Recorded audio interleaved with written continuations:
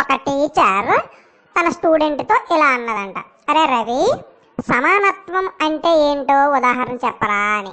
అప్పుడు ఆ స్టూడెంట్ ఏమన్నాడంటే, ఏమీ లేదు మేడం, మీరు బుక్ చూసి పాఠాలు చెప్తారు కదా, మాకు కూడా ఎగ్జామ్స్ బుక్ చూసి రాయిస్తే అదే సమానత్వం అన్నాడంట. మేడంకి కళ్ళు తిరిగాయి కదూ.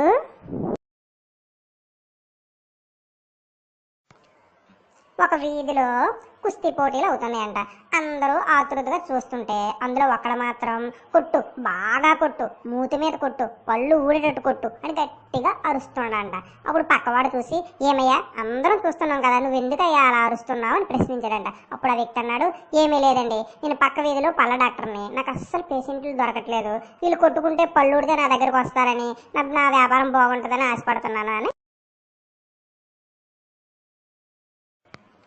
ఒక బ్యాంక్ మేనేజరు పాలవాడితో ఇలా అంటున్నాడు, ఏమయ్యా నీకు బ్యాంకు లోన్ ఇప్పించాను కదా, నాకేమైనా స్పెషల్గా పాలు ఏమైనా పోస్తానవా అని ప్రశ్నించాడంట. అప్పుడు పాలవాడు అన్నాడు, ఏమేంటి లేదండి, అందరికీ మున్సిపల్ వాటర్ కలిపేసి పోస్తాను, మీకు మినరల్ వాటర్ కలిపేసి పోస్తాను అంతే తేడా అన్నాడంట. డాక్టర్కి చుక్కలు చూపించాడు కదా.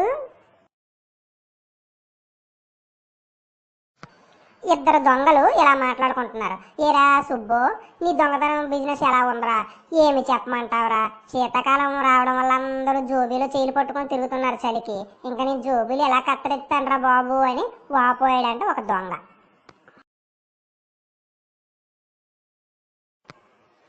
అమ్మా, అల్లుడు గారు ఏరమ్మా కనిపించట్లేదు అని సంక్రాంతికి అత్తారింటికి వెళ్ళిన కూతురుతో అడిగిందంట అమ్మ. అయితే ఏమీ లేదమ్మా, మా ఇద్దరికి గొడవైంది, అల్లుడు గారు వాళ్ళ పుట్టింటికి వెళ్ళిపోయాడు అని సమాధానం ఇచ్చిందంట కూతురు. ఫోన్లే, నాకు పండగ కట్నం తప్పింది అని సంతోషించిందట అత్త.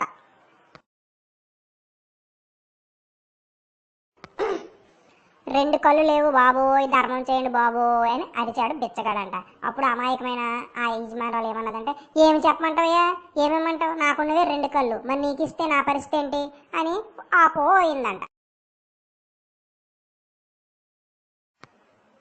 ఒరే గిరి, పులికి మేకకి తేడా ఏంటి చెప్పురా అన్నది టీచర్. ఏమి లేదు మేడం, పులి క్రూర జంతువు, మేక కూర జంతువు అని సమాధానం ఇచ్చారట. ఓర్ని అనుకుందంట టీచర్. ఒక బిచ్చగాడు పాన్ షాప్ ముందు నిల్చొని ధర్మం చేయండి బాబు అన్నాడంట. అప్పుడు ఇంకా బోనీ కాలేదురా బాయ్, ఇల్లు అన్నాడంట యజమాని. అలాగా, అతిగో 10 పైసలు తీసుకొని ఒక బీడీ ఇవ్వు, ఆ తర్వాత ఎంత ధర్మం చేస్తావో నువ్వే చెప్పు అని తిరిగి ప్రశ్నించాడంట బిచ్చగాడు. షాపుడు తల తిరిగింది కదూ.